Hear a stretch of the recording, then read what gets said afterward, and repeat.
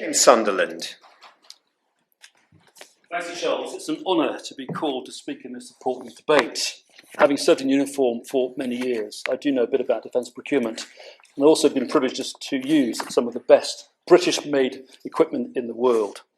In 2018-19, the MOD spent £19.2 billion with UK industry and commerce, directly supporting 119,000 jobs. And it's about jobs that we're talking today.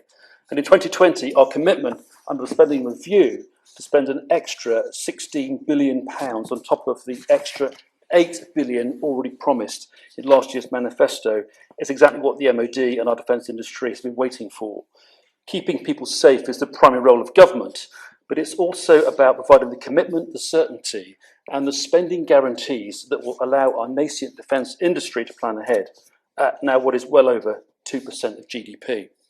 So in the time I've got today, I just want to emphasise three key themes, if I may.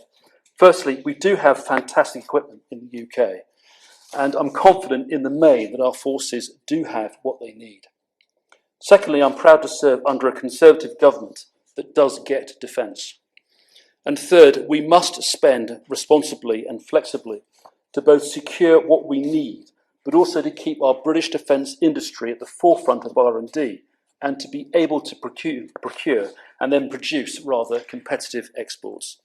So what do we have to be proud of right now? Well, Lightning II, the F-35B aircraft, is an advanced fifth-generation aircraft, but it's American.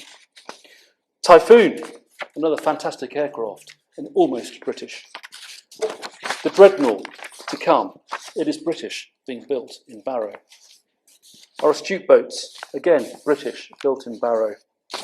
QE2 carriers, two of them, British. Ajax, integrated in the UK, although it's not a UK platform. Type 26 frigates, British. Type 31 frigate, British. Fleet solid support ships, British. All good so far. But a note of caution, please. The message for post-Brexit UK is that we really do need to export our way out of trouble. To do this, we must showcase what we make and build.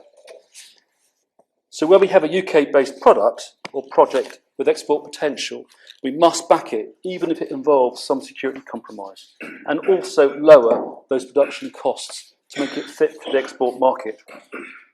We must also develop a longer-term strategy to design and build UK equipment. This will avoid often substandard commercial off-the-shelf solutions. The UK must also design with export in mind. Expensive platforms are all very well, but we need to be able to sell them to those who don't have a huge amount of money in comparison, particularly to our emerging allies. And as for legacy EU competition rules, the simple answer is no. So, it's time now for liberal freedom of choice with public money to be over.